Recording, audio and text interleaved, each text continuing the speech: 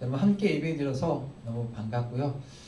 너무 반가운 분이 계시고 또 여러분들이 함께 오셔서 너무 감사합니다.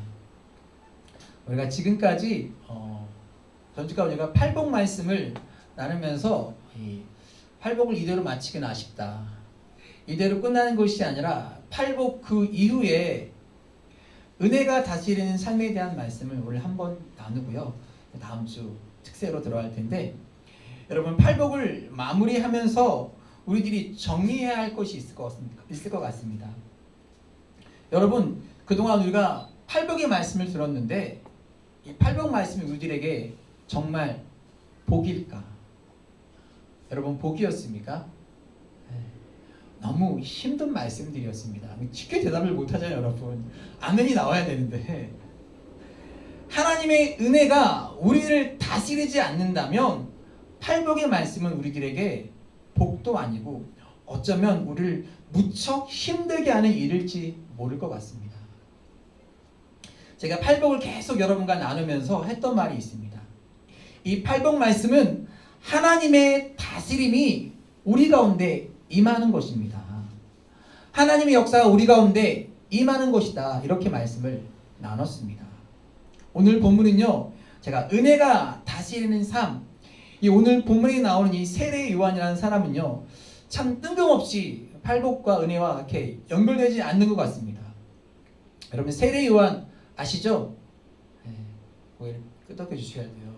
요한 아니고 세례 요한이요. 세례 요한 아시죠?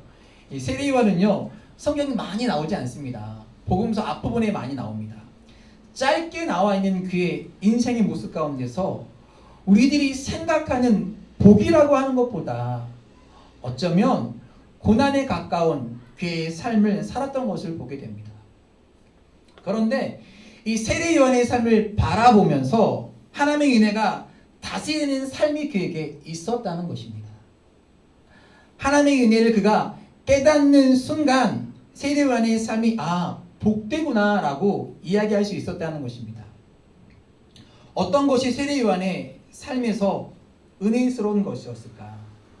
저는 무엇보다도 세례 요한의 고백 가운데서 그는 하나님께서 그에게 주어진 삶, 광야에서 가서 복음을 전하는 그의 삶에 대해서 그는 그것을 받아들였고요. 하나님께서 주신 사명으로 그는 겸손히 은혜를 입었던 사람이었구나. 또 하나 세례 요한은요. 그의 앞에 오시는 예수님, 선지자 메시아에 대해서 시기하는 것이 아니라 하나님께서 앞서 보내신 이유에 대해서 하나님의 영광을 위해서 살았던 그의 삶을 바라보면서 그가 정말 은혜 가운데 사로잡혔던 삶을 살았던 사람이구나 라는 생각을 말씀을 통해 해보게 되었습니다. 여러분 우리는 교회 안에서 이런 이야기를 종종 하죠. 우리가 하고 있는 이 일이 우리의 삶이 하나님의 영광을 위해서 합니다. 또 우리는 많은 찬양의 고백 가운데서 내가 주님을 사랑합니다. 내가 원하는 것은 오직 주님뿐입니다. 이렇게 기도하고 고백합니다. 또 주님만을 간절히 원합니다. 라고 소원을 빌기도 합니다. 그래요. 참 좋은 우리 믿음의 고백이라고 생각합니다. 그런데 주님을 더 많이 알고 주님을 더 사랑하는 것도 중요한데 지금 우리 가운데 임하고 있는 하나님의 은혜를 우리들이 고백하고 있느냐? 하나님은 여전히 나와 함께 하시는 그 은혜를 우리들이 고백하고 있는가? 이것이 훨씬 더 중요한 신앙의 문제라고 생각합니다. 자, 한번 여러분 머릿속에 이런 상상을 한번 해보세요. 우리 삶 가운데 은혜가 다스리고 있다. 유명한 부흥사 찰스 피니가 이렇게 말을 했습니다. 진정한 부흥이란 한 사람의 가슴 속에 하나님으로 가득한 것이다. 진정한 부흥이 뭐라고요? 나의 가슴 속에, 여러분 가슴 속에 누구로 가득 차야 돼요? 하나님으로. 이 세상 근심 걱정 돈이 아니라 하나님으로 가득한 사람이 그것이 진정한 부흥이라고 얘기하고 있습니다. 이것이 부흥이다. 은혜가 무엇일까요? 우리 안에 어떤 새로운 것이 일어나는 것이 아니라 우리 안에 하나님의 은혜로 가득 차는 것이 그것이 여러분 부흥인 것입니다.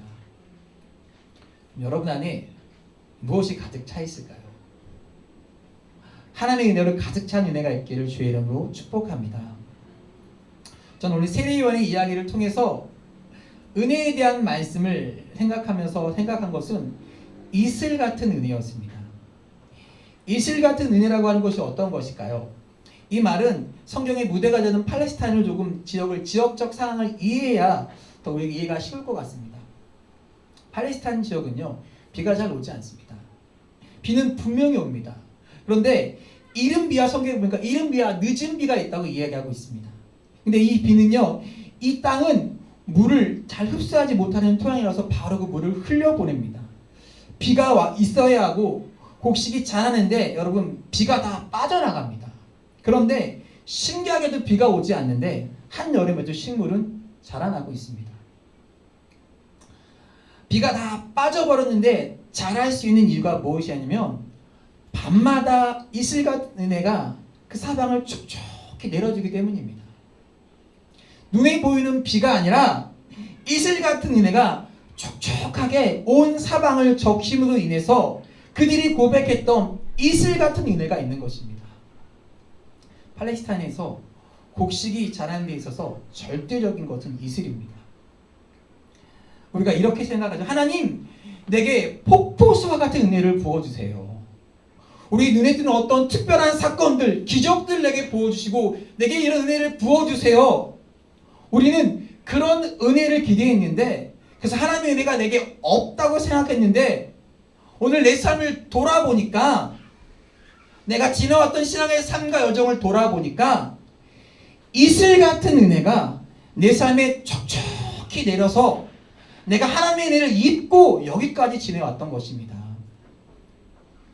여러분, 가랑비에 옷 젖는다고 그 이슬이 내 삶을 적셔서 나에게 어떤 폭포수와 같은 기적과 같은 은혜가 있어야 한다고 생각했는데, 이슬 같은 은혜가 여전히 우리의 삶 가운데 있어서 내 걸어온 삶의 여정들을 보세요. 하나님의 은혜가 어떻게 내게 임했는지 받은 복을 세우라고 말씀하고 있잖아요. 지금 이 순간을 살아가면서 내가 하나님의 은혜 속에서 살아왔었구나 라는 고백을 우리 가운데 있을 때 은혜가 우리를 다스리는 삶을 살 수 있다고 말할 수 있지 않을까. 오늘 본문을 보십시오. 세례 요한이 예수님에 대해서 증거합니다. 15절 말씀 볼게요. 요한이 그에 대하여, 그가 누구예요? 예수님이에요. 그에 대하여 외쳐 이르되 내가 전에 말하기를 내 뒤에 오시는 이가 나보다 앞선 것은, 나보다 먼저 계신 것은 이 사람을 가리킴이라 하니라. 요한이요, 예언자의 삶을 가지고 와서 예수님에 대해서 증거했습니다. 그런데 요한이 답답했어요. 분명히 증거하고 있는데 그분이 누구인지 모르겠는 거예요. 사람들도 믿지 않는 겁니다. 그 메시아가 누구냐는 거예요. 그런데 그가 전했던 이 메시아가 지금 요한이 바라보니 그분이 내 옆에 계신 거예요. 아마 요한이 느꼈던 그 은혜, 광야에서 복음을 전하면서 어쩌면 그가 힘들게 광야에서 약대 털옷을 입고 석청을 먹고 살았던 내가 메시아를 전한다고 했는데 그분이 누구인지 몰랐는데 그분이 여기에 계셨구나 라는 것을 느꼈을 때 그에게 얼마나 큰 이게 은혜였을까. 여러분, 제가 이 팔복을 나누면서 첫 번째 34개 오늘까지 10번째 말씀을 나누면서 복에 대한 이야기를 그렇게 많이 했는데, 여러분, 이 복이 우리들에게 그렇게 큰 복으로 느껴지지 않는, 어떻게 이 세상을 살아가면서 우리가 그렇게 온유하고 마음이 청결하고 화평하는 자가 될 수 있는지, 이 8가지 복들이 우리에게 정말 복인가 라고 생각하고 말씀을 들어왔었는데, 오늘 우리의 모습을 돌아보니까요, 하나님께 이슬 같은 은혜를 우리의 삶 가운데 우리의 삶에 흡족히 내려주고 계셨던 것입니다.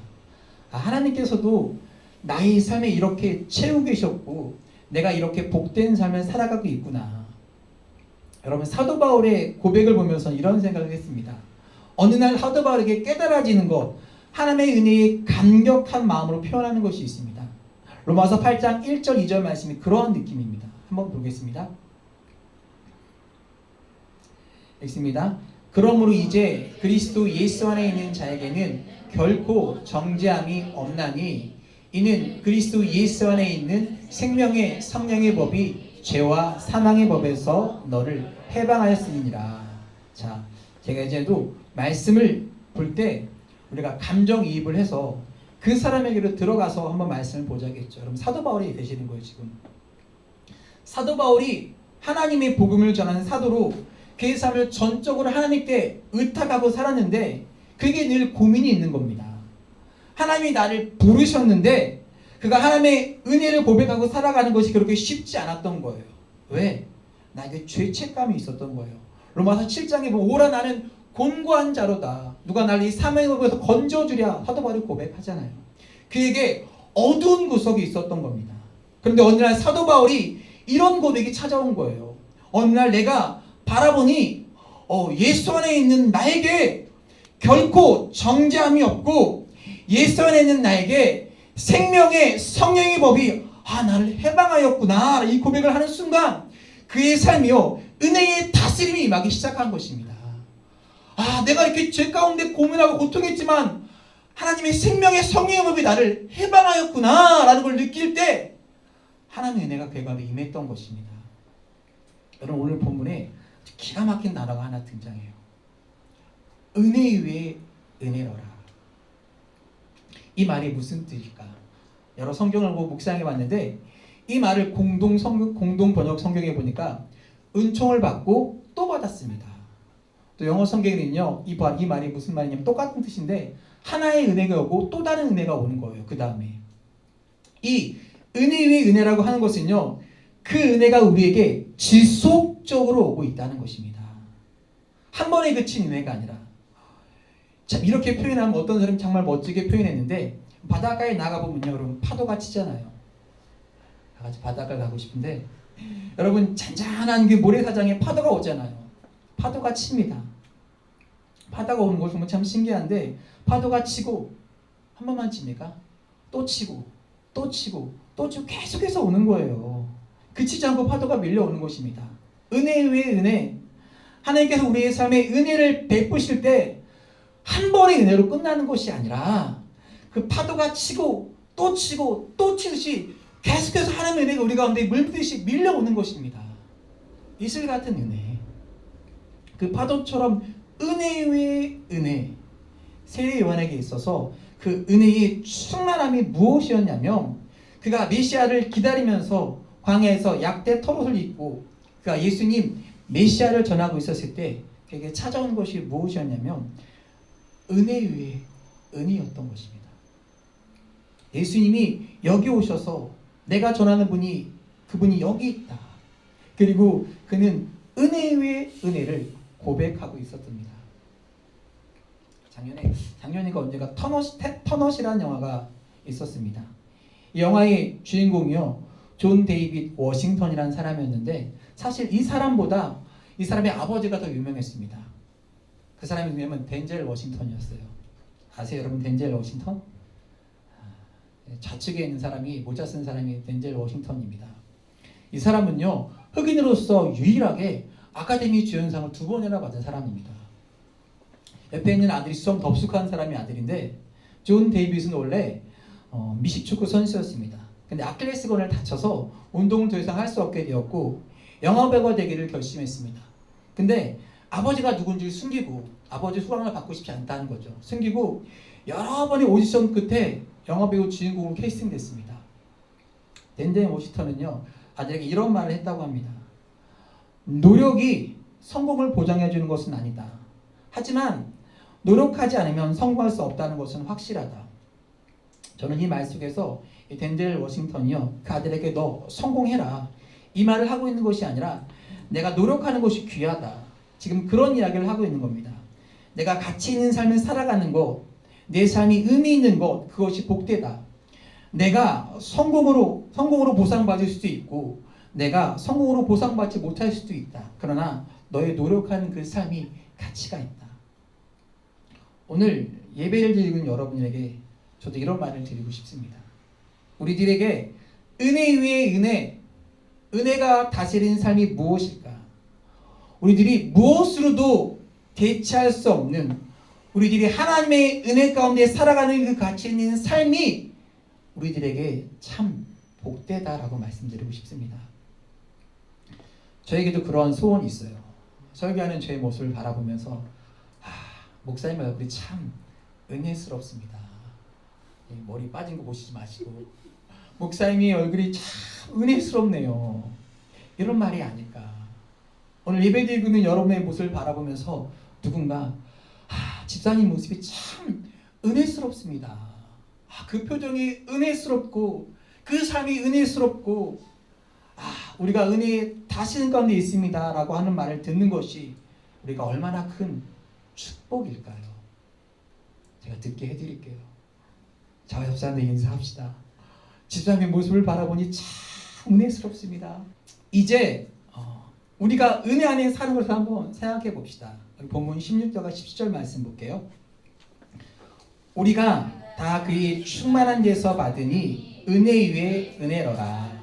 율법은 모세를 말미암아 주어진 것이요 은혜와 진리는 예수 그리스도를 말미암아 오는 것이라. 예수님이 우리에게 끊임없이 말씀하신 것 중에 하나가 뭐냐면 너희가 율법 아래 살지 말고 너희들이 은혜 아래 살았으면 좋겠다. 주님이 우리에게 끊임없이 그 은혜에 대한 말씀을 우리에게 하고 계십니다. 우리가 다 그의 충만한 데서 받으니 은혜 위에 은혜로라. 여러분 똑같은 말인데 충만하다는 말이 여봉 1장 16절에 풀리스 충만하다. 요한이 느꼈던 그 광야에서 느꼈던 은혜가 어떤 은혜였어요? 충만한 은혜였습니다. 그 충만한 은혜를 인해서 그는 은혜 위의 은혜를 고백하고 있습니다. 여러분 참 멋진 비유인데 저는 여러분 보시다시피 서울에서 곱게 자라서 잘 모르는데 보시면 알잖아요. 벌써 다. 옛날 집에는요 마당에 우물이 있었어요. 그쵸? 물을 길어서 부엌 물통에다 채워놓곤 했습니다. 어떤 집 마당에 우물이 있는데 그 우물물을 늘 길어서 부엌에 가서 양동이에다 담아놓고 쓰는 겁니다. 한 번은 양동이가 이렇게 불평하는 겁니다. 아무리 물을 퍼담으면 뭐해. 10걸음도 못 가서 물통에 부어버리면 남는 게 없는데. 그러자 다른 양동이가 입을 열었습니다. 참 이상하다. 나는 10걸음만 옮기면 다시 가득 채워지는데. 여러분 이 감동을 받으라고 이야기했는데 반응들이 없어요. 어떤 양동이는요 10걸음만 걸어가면 다 비워지는 양동이가 있고 어떤 양동이는 비워지는데 양동이가 다시 채워지는 은혜를 경험하는 겁니다. 여러분 충만한 데서 우리가 받은 은혜 위의 은혜는 무엇일까요? 우리가 지금 똑같은 시대를 살아가고요. 코로나로 인해서 우리가 얼마나 지금까지 경험하지 못했던 정말 팍팍한 인생을 힘든 인생을 살아가는데 내 인생에 비워지는 것을 경험하는 것이 아니라 이 비워진 인생을 오늘도 채우시는 하나님의 은혜가 내 속에 계속되고 있음을 고백하는 것입니다. Please. 충만한 은혜가 그 은혜가 얼마나 충만한지 은혜 외의 은혜가 우리 가운데 임하고 있는 것입니다. 율법은 우리에게 끊임없이 채워라 말하고 있는데 늘 우리의 웅덩이가 우리의 물이 비워져 있는데 하나님의 은혜는 우리에게 끊임없이 이야기합니다. 베풀어라. 추석 전에 제가 말씀을 준비해서 그런지 모르겠는데 제 마음 가운데 그런 마음에 감동이 왔었어요. 저는 이 교회가 있고 성도가 있고 이렇게 돌봄과 사랑을 받고 있는데 선교지에서 홀로 그곳을 지키고 계신 선교사님, 나라의 돌봄도 받지 못하고 백신도 못 맞고 그 땅을 떠나지 못했던 선교사님, 그리고 선교지에서 사역하다가 몸이 아파서 들어왔는데 아무도 돌봐주는 사람이 없잖아요. 그리고 이제 막 계속해서 정말 어렵게 사역하고 있는 목사님 세 분의 마음이 제 안에 들어왔어요. 베풀어야겠다. 그렇게 생각하고 베풀려고 했는데 또 마침 또 돈이 들어왔어요. 교회에. 제가 베풀었는데 그의 마음을 하나님 주신 감동에 따라 선교사님에게 이렇게 흘려보냈는데 놀랍게도 우리 양동이가 다시 또 채워지는 겁니다. 은혜가 다스리는 삶, 하나님의 은혜가 우리를 다스림을 인해서 그 충만한 은혜 외의 은혜를 여러분들이 고백하고 살아갔으면 좋겠습니다. 왜 내 양동이는 날마다 비워지지? 그것이 아니라 오늘도 우리 가운데 새롭게 채우신 은혜를 여러분들이 고백하고 살아갔으면 좋겠습니다. 테레사 수녀님의 이야기입니다. 어느 날 인도 방갈로 신학교에서 강연을 하고 있을 때 한 수녀가 테레사 수녀에게 질문을 던졌습니다. 테레사 수녀님, 당신은 가난한 사람들에게 모든 것을 공짜로 주어서 그들을 버릇없는 사람으로 만들고 있습니다. 청중이 그 질문에 대해서 어떤 대답이 나올까 숨죽이며 기다리고 있었습니다. 그때 테레사 수녀가 이렇게 대답을 합니다. 사람들을 버릇없게 만드는 분이 있다면 하나님을 따를 수가 없습니다. 여러분 가운데 많은 분들이 안경을 쓰지 않고 잘 볼 수 있습니다. 하나님께서 공짜로 시력을 주셨기 때문입니다. 만약 하나님께서 여러분 세상을 볼 수 있는 시력을 주신 것에 대해서 돈을 지불하라고 한다면 얼마나 많은 돈을 내야 하겠습니까? 뿐만 아니라 대기에 있는 산소를 공짜로 주셨기에 우리는 아무런 값도 치르지 않고 마음껏 숨을 쉴 수 있습니다. 만일 하나님께서 너희들이 4시간 일하니 내가 2시간 동안 햇빛을 주겠다고 말씀하신다면 이 세상에 어떤 일이 일어날까요? 우리가 흔히 하는 이야기가 있어요. 구제하고 성교하는데 사람들이 이렇게 말을 합니다. 우리가 저 사람에게 은혜를 베푸면, 저 사람을 도와주면 우리들이 저 사람을 망가뜨리는 것이 아니야. 버릇없이 만드는 것 아니야. 누군가에게 은혜를 베풀 때 우리는요 버릇없이 만든다고 생각하며 사실은요 우리를 가장 버릇없이 만들어버린 하나님의 은혜를 우리가 잊고 살아가는 것은 아닌가. 하나님이 우리에게 충만한 데서 주신 은혜 위의 은혜를 우리들이 은혜로 고백하지 못하고 늘 비워진 양동이처럼 우리들이 살아가고 있는 것은 아닌지. 모세는요 율법은 모세에게 주어져서 늘 금지를 이야기합니다. 하지 마라 하지 마라. 주님은 우리에게 은혜를 말씀하고 있습니다. 은혜는 한없는 사랑을 우리에게 말씀하고 있습니다. 그 충만한 데서 우리가 받으니 은혜 위에 은혜더라. 그것을 우리들에게 고백될 때 그것이 우리들에게 여러분 은혜가 되는 것입니다. 기독교 작가 가운데 보함이라는 사람이 자기에게 아주 큰 영향을 주었던 사건을 이렇게 말하고 있습니다. 제가 읽어드릴게요. 내가 아직 청년이었을 때 나는 친구의 집에서 그 친구와 함께 보낸 적이 있습니다. 나는 그 집에 처음 갔었고 그 친구는 나에게 응접실 건너편에 있는 방은 출입 금지이기 때문에 그쪽으로는 절대로 가지 말라고 주의를 주었습니다. 아무도 그 방에 들어갈 수 없다는 그의 말을 따라서 나는 그 방에는 가지 않았습니다. 그런데 어느 날 밤중에 내가 잠이 깼는데 그때 출입 금지된 방에서 인기척이 났다. 방문을 조금 열고 밖을 내다보니 그 방문이 조금 열려 있었고 침대 위에 한 어린 소년이 누워 있었다. 그 소년은 정신병으로 아무것도 깨달을 수 없는 소년이었다. 그 소년이 누운 침대 옆에 친구의 엄마가 무릎을 꿇고 앉아서 침대에 누워있는 소년을 쓰다듬으면서 말하고 있었다.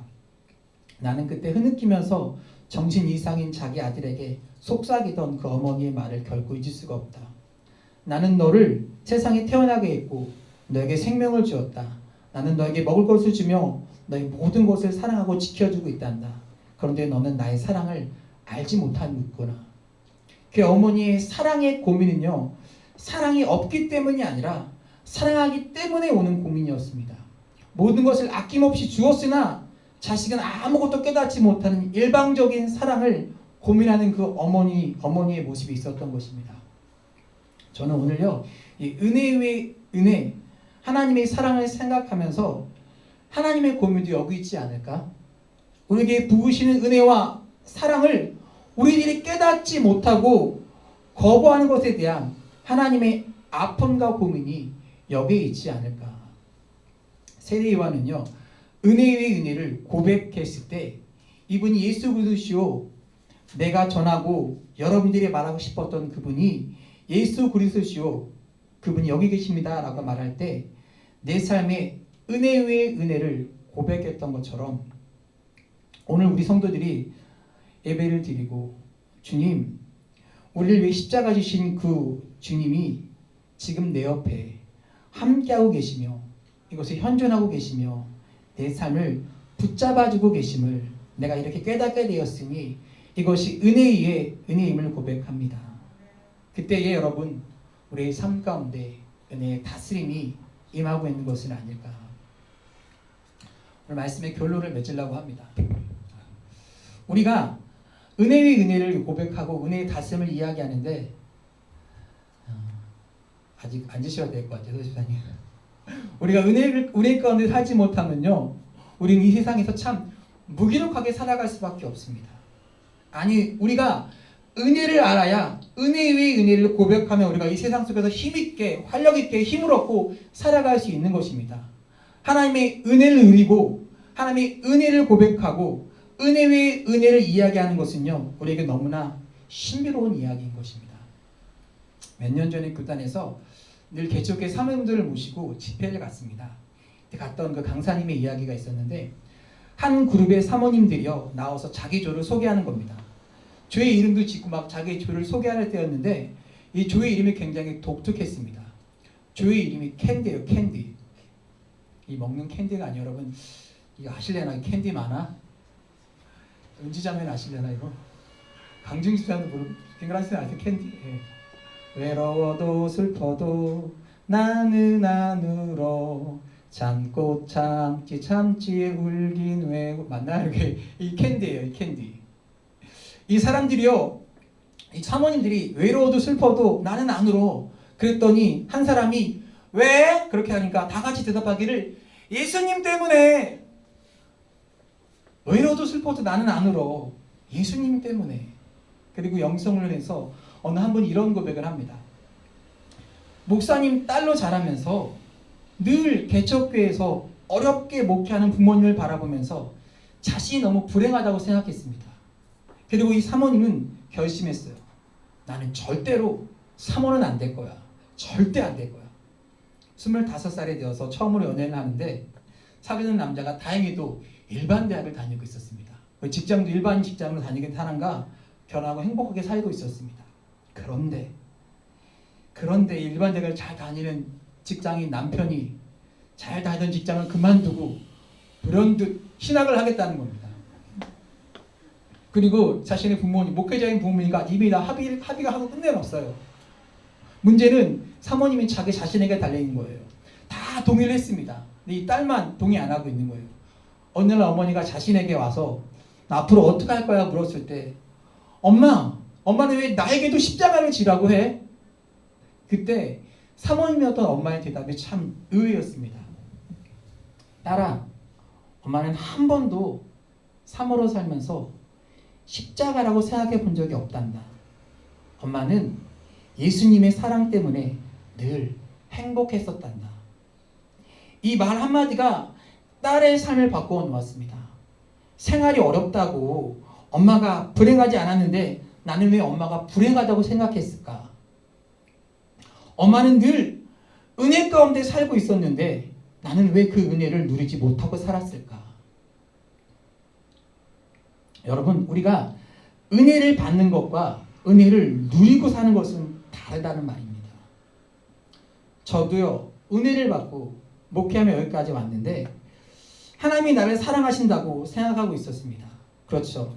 내가 은혜를 받았지만 나는 오랜 시간 동안 은혜를 누리지 못하고 살았던 것 같습니다. 왜인지 아세요? 하나님이 나를 사랑하셔서 나에게 은혜를 베푸셔서 그게 너무 감사한데 내가 어떻게 하나님의 은혜를 보답할까? 내가 어떻게 열심히 살아갈까? 그렇게 살아왔던 것 같아요. 은혜를 분명히 알고 사랑도 알았는데 나는 은혜를 누리려고 한 것이 아니라 그 은혜를 갚으려고 살았던 것입니다. 목회를 하면서 어렵고 힘든 시간이 아니었다면 은혜를 누린다고 하는 것을 이해를 못했을 것 같습니다. 금요일날 금요예배를 드리는데 아이들이 저기 3명이 앉아있어요. 근데 막내가 제가 보기에 굉장히 불량한 자세로 앉아있는 거예요. 제가 이렇게 째려봤어요. 찬양하면서. 그렇게 하지 마. 그 사인을 줬죠. 똑바로 안 해. 그 사인을 막 적는데 그대로 있는 거예요. 근데 저의 모습을 보면서 하나님이 우리 예배를 받으시는데 그 삐딱하게 앉아있는 자세를 보고 부를까? 아이들은 나에게 잘 보이려고 똑바로 앉는데 나에게 잘 보이는 것이 무엇이 중요할까? 하나님 예배를 받으시는 건데 나는 너무 율법 속에서 아이들에게 올바르게 하려고 강제하고 혼내고 눈치 주고 아이들이 저에게 물어봐요. 아빠 나 오늘 예배 잘 드렸어? 왜 은혜를 누리지 못하고 율법적으로 살았구나. 그 모습이 저에게 보여지는 거예요. 여러분 우리가 은혜를 입었으니 우리가 하나님의 은혜를 갖기 위해서 열심히 살합시다. 이렇게 설교하고 살았던 것 같아요. 이렇게 살아갑시다 말했던 것 같아요. 그런데 하나님이 우리에게 깨닫게 하신 것은요, 은혜를 받는 것보다 더 중요한 것이 뭐냐면 은혜를 누리는 것이 더 중요하다는 것을 깨닫게 하신 거예요. 내가 은혜 받고 그 받은 은혜를 갚으려 하는 것보다 내가 은혜를 받았으니 너는 나와 함께 이 길을 가자고, 하나님과 함께 그 길을 가는 것이 나에게 정말 은혜라는 것을 깨닫게 되었습니다. 제가 제 자녀에게 뭘 줬어요. 해줬어요. 근데 그 자녀가 그걸 못 누리지 못해요. 아빠가 해준 건데 은혜를 갚아야지. 그럼 제 마음이 어떨까요? 하나님의 마음이 어떨까요? 우리에게 은혜를 베풀어 줬는데 은혜를 누리지 못해요. 얘가 너 누리라고 누리지 못한다. 하나님의 얼마나 슬플까요? 내가 하나님의 은혜를 갚는 것이 중요한 것이 아니라 하나님의 은혜를 누리고 하나님과 함께 동행하는 것이 우리들에게 여러분 중요한 것입니다. 우리가 은혜를 받고 열심히 살아갑니다. 근데 어느 순간부터 우리 삶 가운데 은혜 안에 살고 있다는 표징이 보이지 않는 거예요. 열심히 살아가는데 그 인생이 너무 고달프고 힘들기만 느껴지는 거예요. 하나님은 우리가 은혜를 알기 때문에 고통 가운데 우리들이 살아가는 것이 아니라 하나님께서 우리에게 은혜를 주셨기 때문에 그 은혜를 주신 그 기쁨을 잃어버리지 않고 살아가는 것, 하나님이 그것을 우리들에게 원하고 계시지 않을까. 은혜 위에 산다고 하는 것은요, 우리들이 은혜를 누리고 살아간다고 하는 것은 하나님의 사람들이 해야 될 음으로부터 해방되고 게으르고 살고 이런 것이 아니라 우리들의 삶에 지금도 우리와 함께 하시는 그 하나님을 인해서, 그 은혜로 인해서 우리들이 느끼고 고백할 수 있는 그 은혜가 저와 여러분 가운데 있는가. 여러분, 고난은 누구나 힘들고 아프고 어렵습니다. 지금 이 시기를 지나가는 많은 인생들이 버겁고 힘들어합니다. 사도 바울이 그의 생각 가운데 늘 육체의 가시를 가지고 아파할 때 하나님의 음성을 듣죠. 고린도후서 12장 9절에 내 은혜가 내게 족하도다. 내 은혜가 내게 족하도다. 이 순간 사도 바울은요, 은혜 가운데로 들어갑니다. 바울은 또 고린도후서 6장 1절에 그 고린도 교인들에게 이렇게 권면합니다. 앞에 말씀 볼게요. 우리가 하나님과 함께 일하는 자로서 너희를 권하노니 하나님의 은혜를 헛되이 받지 말라. 이 부분을 어떤 번역에는요, 하나님의 은혜를 헛되게 만들지 말라라고 표현하고 있습니다. 하나님의 은혜가 너희 가운데 임했는데 그 은혜로 살아가는 것을 실패하지 말아라. 오늘 은혜가 다스리는 삶, 팔복의 말씀을 마무리하면서 우리가 하나님의 은혜를 잊고 하나님의 은혜를 깨달았는데 그렇게 말씀대로 살아가는 것이 힘들고 버겁게 느껴졌는데 오늘 하나님의 은혜 가운데서 우리들이 살아가는 것, 그것이 은혜이구나. 여러분, 하나님의 은혜를 사용하는데 실패하지 마십시오. 하나님의 은혜 외의 은혜가 우리 가운데 있음을 믿으며 절대로 실패하지 마십시오. 누군가는 왜 내 양동이는 늘 이렇게 비워지지라고 말할 때 우리는 하나님의 은혜를 말미암아 조금만 가면 다시 채워지는 하나님의 은혜 외의 은혜가 내게 있어. 은혜를 사용하는데 절대로 실패하지 않고 은혜의 다스림 가운데 살아가는 우리들의 삶. 그래서 우리를 바라보며 이런 고백이 있었으면 좋겠습니다. 참 은혜스럽군요. 오늘 옆에 있는 누군가에게 참 은혜스럽군요. 한 주간 우리를 만나는 사람들에게 참 은혜스럽습니다.